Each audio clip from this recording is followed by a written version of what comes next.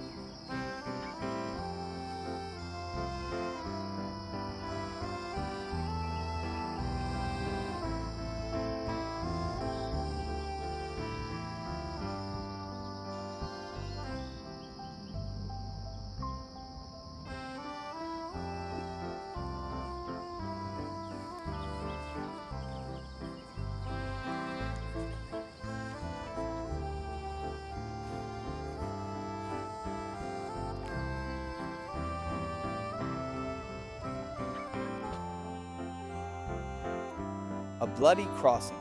Church bells in Fredericksburg tolled at 3 a.m. on December 11, 1862, as Union engineers wrestled pontoon boats towards the river's edge in front of them. They intended to use the boats to construct 2 of the 6 floating bridges that the Army of the Potomac would need to cross the Rappahannock.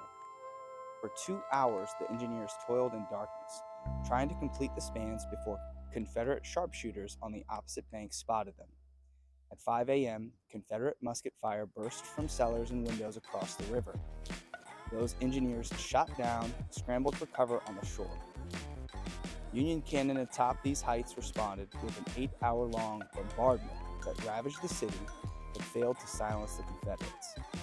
Only by ferrying troops across the river under fire was the Union Army able to drive the Confederates from the town and complete the bridges. Quote, "Such a feeling of anxiety and suspense I never experienced. I could scarcely breathe." This is from the Surgeon Clark Baum, 50th New York Engineers, watching the bridge builders about to come under fire.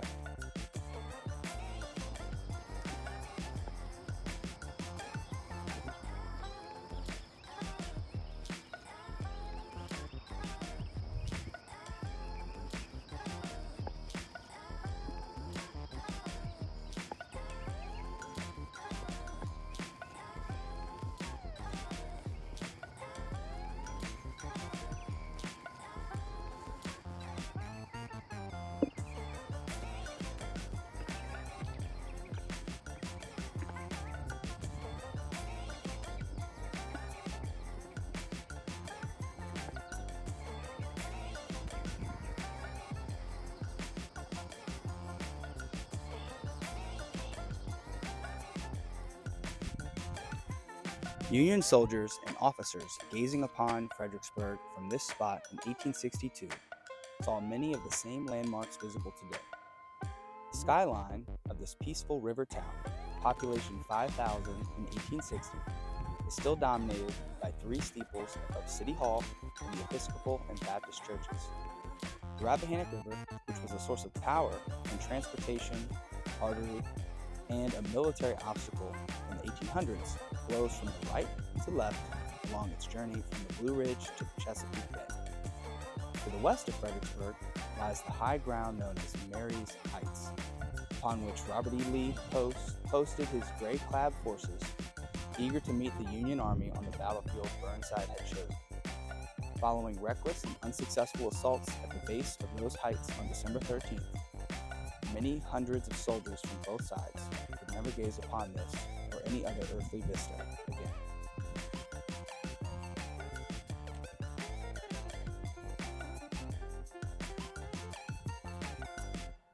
When Confederate sharpshooters blocked his efforts to span the Rappahannock River with pontoon bridges, General Ambrose E. Burnside ordered his artillery to bombard the town. For 8 hours, more than 100 cannon, some as large as 4.5-inch ordnance rifle behind you, hurled shot and shell into Fredericksburg from these bluffs. East of the river, in all, more than 6,000 shells rained down upon the doomed town. Civilians fled Fredericksburg or sought shelter in cellars. Sharpshooters took over the abandoned houses and shops, turning each structure into a small fortress. Walls collapsed and buildings caught fire, but the Confederates stubbornly held their ground. As long as they remained, Burnside could not complete his bridge. If he wished to capture Fredericksburg, he was going to have to send troops across to do it. Quote, the roar of the cannon, the bursting of shells, the falling of walls and chimneys, added to the fire of the infantry on both sides. The smoke from the guns and burning houses made a scene of the wildest confusion, terrific enough to appall the stoutest hearts. This is a quote from Private John H. Rhodes, Battery B, 1st Rhode Island Light Artillery.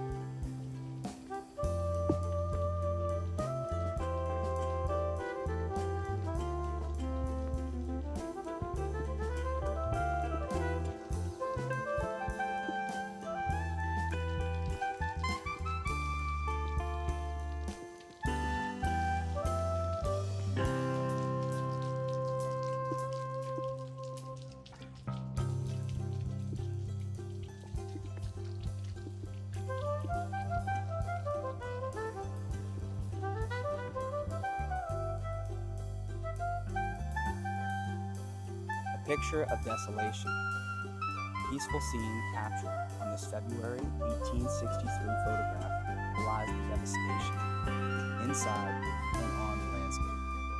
2 months earlier, during the Battle of Fredericksburg, soldiers, wagons, and hospital tents crowded the grounds. Generals issued orders from the porch. Surgeons converted the building's interior into a field hospital. Soldiers left graffiti, ripped out paneling and firewood. Bloodstains marked where men suffered and died. More than 130 soldiers received a hasty burial on the grounds.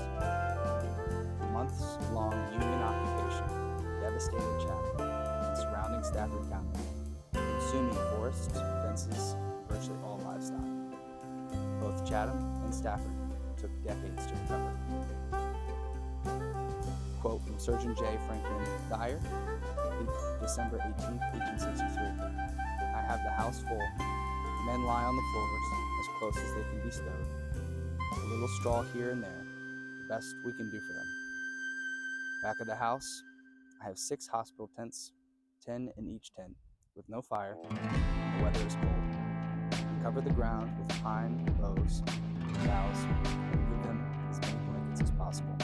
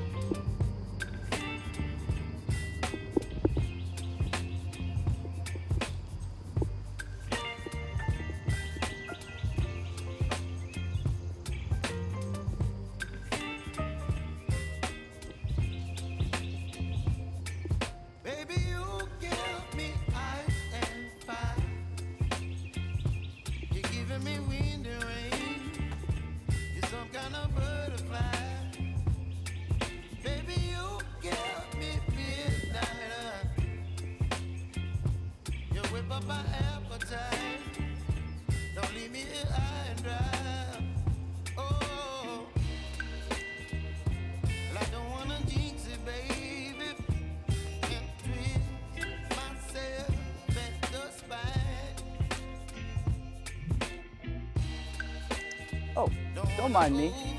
I'm just here wishing that I had a nice sandwich to eat right now. But hey, I'm on the job, so I'll have to get something to eat later. But when you come to visit this beautiful place, this is a great place for a picnic lunch with the family.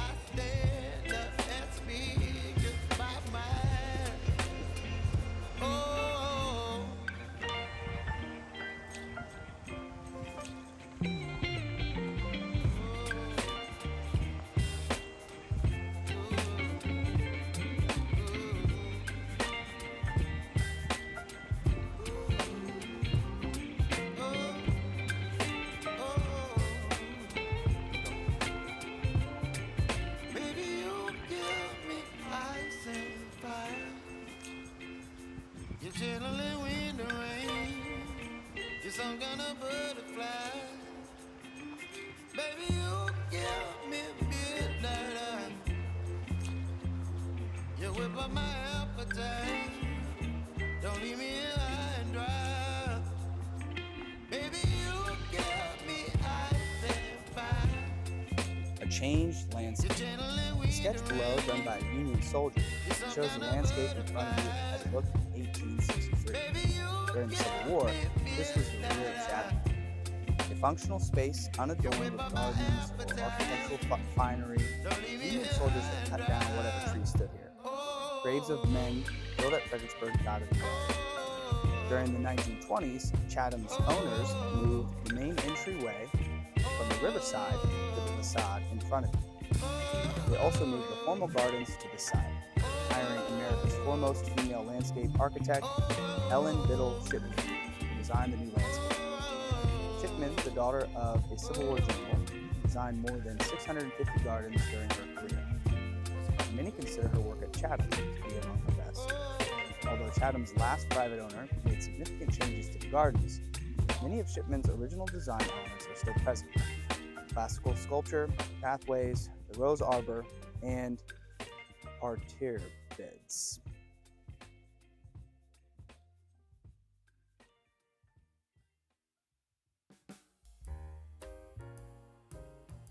Sow, tend, harvest. For most of its existence, Chatham had an unchanging rhythm: sow, tend, and harvest, each according to the crop. Most of Chatham's enslaved residents lived out their lives to the seasonal cadence, year after year. More than 50 enslaved workers, sometimes nearly 100, tend to Chatham's 1,300 acres. Enslaved people worked these fields, managed huge swaths of wheat and corn. Some of the crop went to feed the plantation's cattle. The rest was ground into meal at Chatham's mill on nearby Claiborne Run and sold to merchants in town. Those who produced the bounty received none of it. Instead, they managed their own kitchen gardens, received shelter in small cabins, a bundle of clothes each year, and enough food to keep body and soul together. Holidays and Sundays assumed huge importance in the lives of enslaved people as rare days of rest, the only days they could call their own. This is a painting, 1798, of enslaved people working under the gaze of an overseer near Fredericksburg. This is the only known image of Fredericksburg area slaves at work. They are clearing a field for cultivation.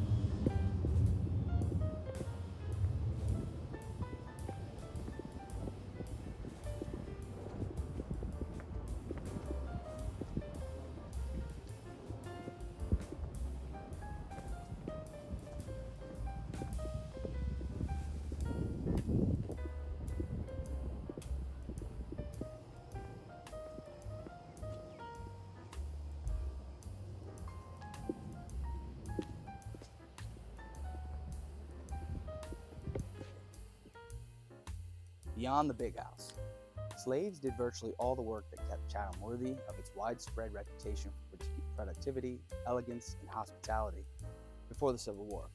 It's unlikely that white residents ever amounted to more than 20% of Chatham's population. At times, as many as 100 slaves lived here. They worked fields, cooked meals, ran the mill, seined for shad and sturgeon, shod horses, slaughtered livestock, made barrels, did the laundry, picked fruit, and did 1,000 other things that generated income, luxuries, and status for Chatham's owners. Those slaves formed a vibrant community beyond the big house. Some lived in the laundry or kitchen, but most lived in cabins removed from the owner's view. There, they sustained family units and cultural traditions as best they could, asserting at least some measure of control over their non-work hours. When not in their living quarters, slaves at Chatham functioned under the gaze of an overseer, who controlled their daily schedule, whom they could visit, and when they could rest.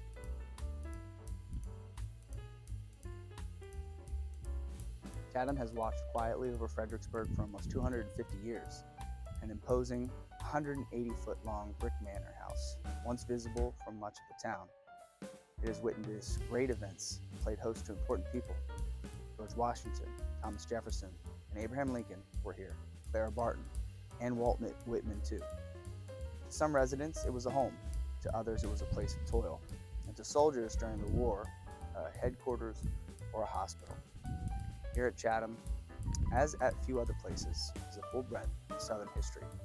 Its rise on the foundation of slavery, its ruin during the turbulent years of the Civil War, and its rebirth in the 1900s. Chatham is not merely the story of a Southern house, but of American culture, sometimes cruel and unjust, sometimes noble and refined, but always interesting.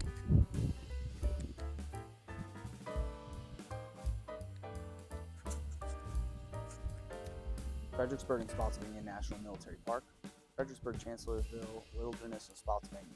This is the bloodiest landscape in North America. No place more vividly reflects the Civil War's tragic cost in all its forms.